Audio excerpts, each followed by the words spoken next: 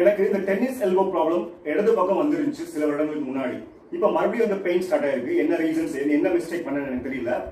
இப்போ இந்த grip strength சொல்லுவோம்ல, இந்த கையில லெஃப்ட் அண்ட் ரைட் இந்த இன்ஸ்ட்ருமெண்ட் வச்சு செக் பண்ணலாம். சில வருடங்களுக்கு முன்னாடி இந்த டென்னிஸ் எல்போ பிரச்சனை வந்தப்போ இந்த கிரிப் ஸ்ட்ரென்த் ரொம்பவே கம்மியாயிருச்சு. கரெக்டா இந்த இடத்துல ப்ரெஷர் கொடுக்கும் போது எனக்கு பெயின் இருக்கு. அப்புறம் வந்து கையை மடக்கிறப்போ இதெல்லாம் பெயின் இல்லை. இந்த மூமெண்ட் பண்ணும்போது லாஸ்ட் இப்படி கொண்டு வரோம் பார்த்தீங்களா, அங்கே அப்போ பெயின் வருது இந்த இடத்துல. அப்புறம் வந்து இந்த விரலை வந்து இப்படியே வச்சிருக்கேன். இந்த விரலை வந்து இங்கேருந்து இப்படி ப்ரெஷர் கொடுக்குறேன். அதை மீறி இந்த விரலை வந்து நான் மேலே கொண்டு வரது ட்ரை பண்ணுறேன், இந்த ப்ரெஷர் மெயின்டைன் பண்ணிக்கிட்டு. அப்படி பண்ணும்போது இந்த 3 விரலில் எனக்கு ரொம்ப அதிகமாக பெயின் இருக்குது. அந்த மூமெண்ட் பண்ணுறப்போ இந்த ப்ரெஷர் கொடுத்து இந்த விரலை மேலே கொண்டு வர ட்ரை பண்ணுறப்போ இந்த 3 விரலில், சுண்டு விரலில் ரொம்ப மைல்டாக தான் இருக்குது. பெருவிரலில் நான் எல்லா மூமெண்ட்ஸ் ட்ரை பண்ணி பார்த்துட்டேன், அந்த ரெசிஸ்டட் மூமெண்ட்ஸ் ட்ரை பண்ணி பார்த்துட்டேன். அப்போ எனக்கு அவ்வளோ பெயின் இங்கே இல்லை. இந்த கிரிப்பிங் ஆக்ஷன் சும்மா அப்படி பண்ணி பார்க்குறேன், அப்போ கூட மைல்டாக பெயின் வருது. அப்புறம் இந்த எல்போ வந்து ஃபுல்லாக கீழே அப்படி கொண்டு வரேன். அப்படி ஃபுல்லாக கொண்டு வரும்போது அந்த லாஸ்ட் ஃபியூ டிகிரிஸில் இந்த இடத்துல பெயின் வருது. ரிஸ்ட் மூமெண்ட்ஸை பண்ண விடாமல், எந்த மூமெண்ட்ஸும் பண்ண விடாமல் இந்த கை வச்சு நான் தடுத்து பார்க்குறேன். அதெல்லாம் பண்ணுறப்போ பெயின் வருதான்னு பார்க்குறேன். ரிஸ்ட் மூமெண்ட்ஸ் பண்ணும்போது, அந்த ரெசிஸ்டட் ரிஸ்ட் மூமெண்ட்ஸ் பண்ணும்போது எனக்கு பெயின் வரவே இல்லை இந்த இடத்துல. இந்த ரிஸ்ட் ஃபிங்கர்ஸ் இதெல்லாம் மடக்கி இப்படி ஃபுல்லாக அப்படி கீழே கொண்டு வரப்போ மைல்டாக அந்த பெயின் வருது.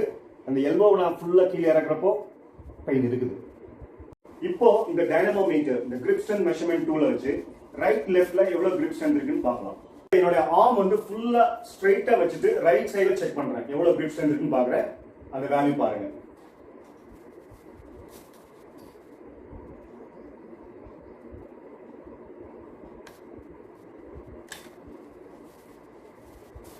இப்போ லெஃப்ட் ஆர்ம் பார்க்கலாம்.